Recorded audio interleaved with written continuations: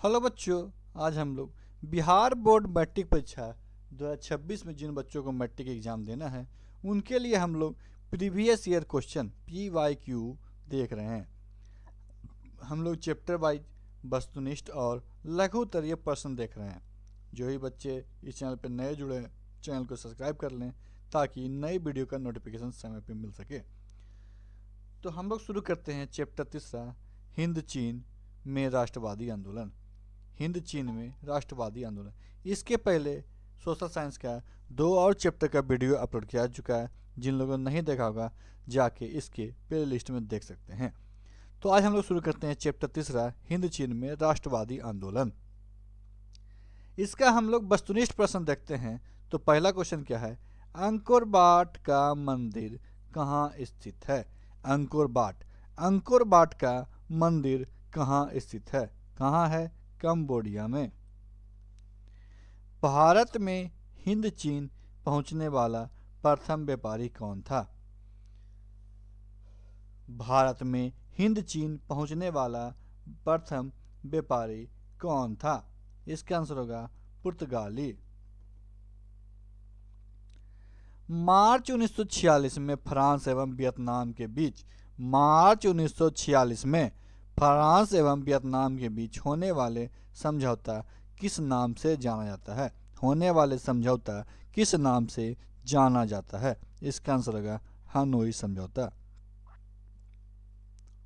Angkor Wat के मंदिर का निर्माण किस शासक के द्वारा करवाया गया था? अंकोर वाट के मंदिर का निर्माण किस शासक के द्वारा करवाया गया था? तो सूर्यवर्मन द्वितीय। किस शासक के द्वारा? सूर्यवर्मन द्वितीय।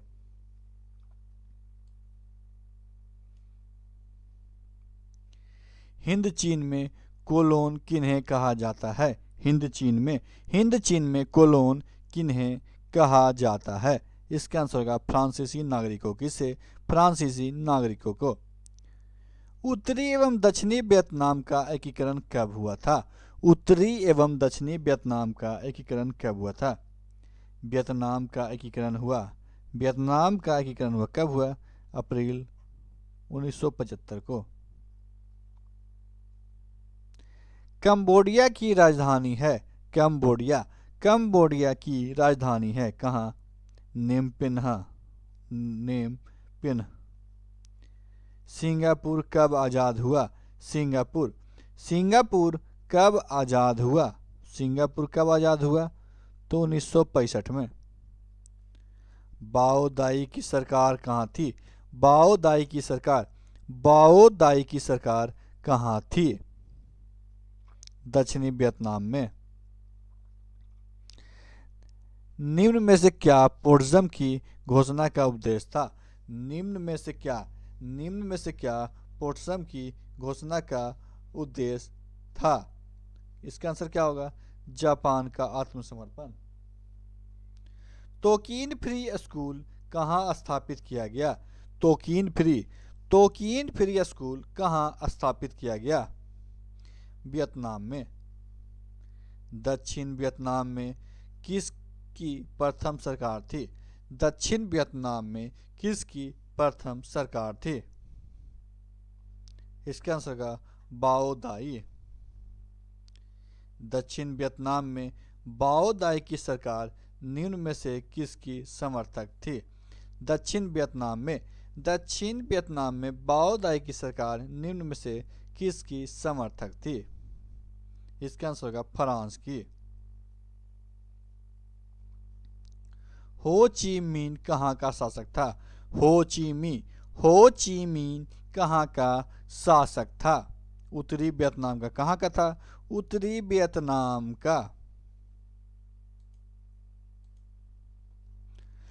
1954 का जेनेवा समझौता के क्रियान्वयन की देखभाल हेतु 1954 का जेनेवा समझौता के क्रियान्वयन की देखभाल हेतु गठित त्रिसदस्यीय अंतर्राष्ट्रीय निगरानी आयोग का सदस्य निम्न में से कौन नहीं था? फ्रांस। अब हम लोग इस चैप्टर का लघु उत्तरीय प्रश्न देखेंगे। इस चैप्टर क्या है? लघु उत्तरीय प्रश्न देखेंगे। तो देखते हैं। हो ची मिन के विषय के संबंध में लिखें। हो ची मिन के विषय के संबंध में लिखें। हो ची मिन्ह साम्यवाद से प्रभावित था। हो ची मिन्ह क्या था? हो ची मिन्ह साम्यवाद से प्रभावित था।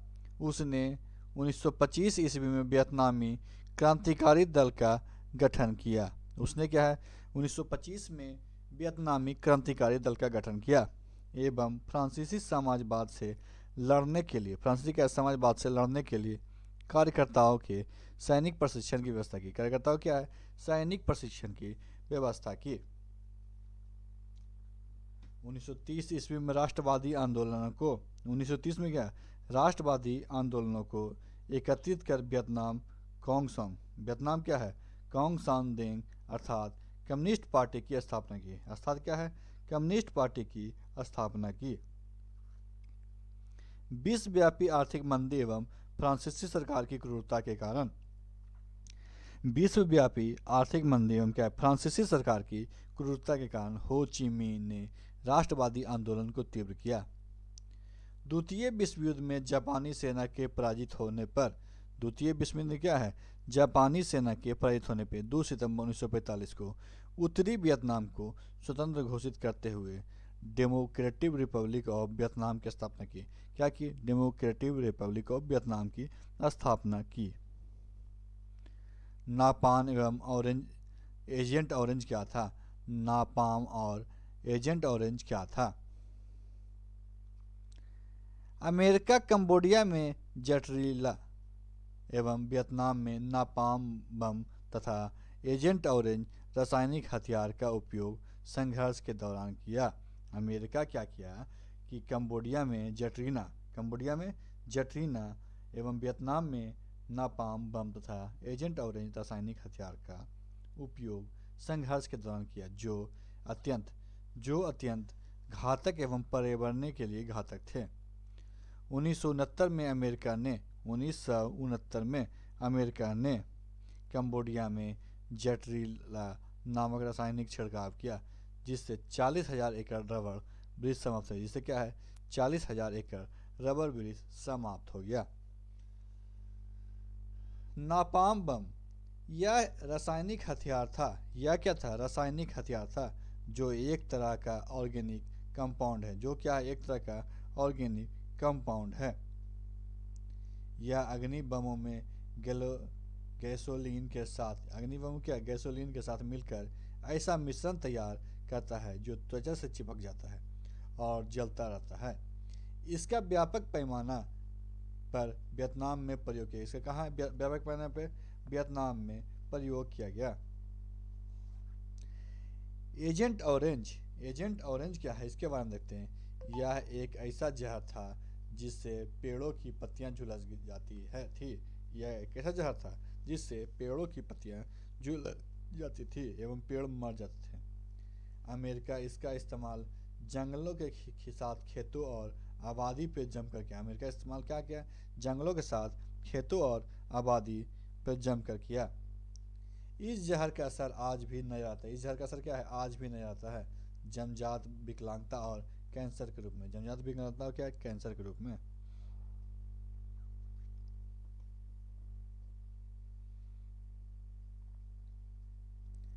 अमेरिका हिंद चीन में कैसे दाखिल हुआ? चर्चा करें। अमेरिका हिंद चीन में कैसे दाखिल हुआ? चर्चा करें। अमेरिका दक्षिण वियतनाम और हिंद चीन में बढ़ते साम्यवाद प्रभाव को रोकना चाहता था। अमेरिका दक्षिण वियतनाम और हिंद चीन में बढ़ते साम्यवाद प्रभाव को रोकना चाहता था। वह पहले से ही आर्थिक और सैनिक सहायता दे रहा था। क्या था? पहले से ही वहां आर्थिक और सैनिक सहायता दे रहा था। राष्ट्रपति केनेडी के शासनकाल में 1962 में अमेरिका ने दक्षिणी वियतनाम में सेना भेजकर प्रत्यक्ष रूप से युद्ध में भाग लिया। हो ची मिन्ह मार्ग की क्या उपयोगिता थी? हो ची मिन्ह मार्ग की क्या उपयोगिता थी? वियतनामियों की रसद सप्लाई मार्ग को हो ची मिन्ह मार्ग कहा जाता था। वियतनामियों की रसद सप्लाई मार्ग को हो ची मिन्ह मार्ग कहा जाता था। वास्तव में हो ची मिन्ह मार्ग हनोई से चलकर लाओस कंबोडिया के सीमा क्षेत्र से गुजरता हुआ दक्षिण वियतनाम तक जाता था। जिससे सैकड़ों कच्ची पक्की सड़कें पूरे वियतनाम से निकलकर जुड़ी थी। जिससे क्या है, सैकड़ों कच्ची पक्की सड़कें पूरे वियतनाम से निकलकर जुड़ी थी। अमेरिका सैकड़ों बार इस पर बमबारी कर चुका था। अमेरिका क्या है, सैकड़ों बार इस पर बमबारी कर चुका था, परंतु वियतनामी तुरंत इसकी मरम्मत करते हैं। वियतनामी क्या करते थे, तुरंत इसकी मरम्मत करते थे। इसी मार्ग पर नियंत्रण के चक्कर में अमेरिका ने लाओस कंबोडिया पे आक्रमण भी कर दिया था, परंतु तीन तरफा संघर्ष में फंसकर उसे वापस लौटना पड़ा। हिंद चीन का अर्थ क्या था? हिंद चीन का तात्पर्य तत्कालीन 2.8 लाख वर्ग किलोमीटर में फैला उस प्रायद्वीपीय क्षेत्र से है। हिंद चीन का तात्पर्य तत्कालिक 2.8 लाख वर्ग किलोमीटर में फैला उस प्रायद्वीपीय क्षेत्र से जिसे आज के वियतनाम, लाओस और कंबोडिया के क्षेत्र आते हैं। इनकी उत्तरी सीमा म्यांमार एवं चीन को छूती है। दक्षिण में चीन सागर है एवं इसके पश्चिम में म्यांमार का क्षेत्र पड़ता है। होहा आंदोलन का क्या उद्देश्य था? होहा वियतनाम के एकीकरण हेतु बौद्ध धर्मावलंबियों का एक धार्मिक क्रांतिकारी आंदोलन था जो 1939 में शुरू हुआ था। इसके नेता हुई फूसो था। इस आंदोलन में क्रांतिकारी उग्रवादी घटनाओं को भी अंजाम देते थे, जिनमें आत्मदाह तक भी शामिल होता। होहा समन्वित धार्मिक समूह काओदाई के साथ फ्रांसीसी और बाद में जापानी उपनिवेशवादियों के खिलाफ सशस्त्र शस्त्र शुरू करने वाला पहले समूह में एक था। फ्रांस द्वारा हिंद चीन को उपनिवेश बनाने का प्रारंभिक उद्देश्य क्या था? फ्रांस चीन द्वारा हिंद चीन को उपनिवेश बनाने का प्रारंभिक उद्देश्य क्या था? हिंद चीन में फ्रांसीसी उपनिवेश स्थापित का मुख्य उद्देश्य आर्थिक, राजनीतिक और सांस्कृतिक था। हिंद चीन में फ्रांसीसी उपनिवेश स्थापित का मुख्य उद्देश्य आर्थिक, राजनीतिक और सांस्कृतिक था। आर्थिक दृष्टि से फ्रांस को कच्चे माल की आवश्यकता थी और हिंद चीन में प्राकृतिक पदार्थ प्रचुर मात्रा में थी। आज की वीडियो में समाप्त करते हैं। नेक्स्ट वीडियो हम लोग भारत में राष्ट्रवाद के बारे में पढ़ेंगे। तो आज की वीडियो में समाप्त करते हैं। वीडियो अच्छा लगे वीडियो को लाइक कीजिएगा, दोस्तों का शेयर कीजिएगा और हमारे चैनल को सब्सक्राइब कीजिएगा। वीडियो देखने के लिए आपका धन्यवाद।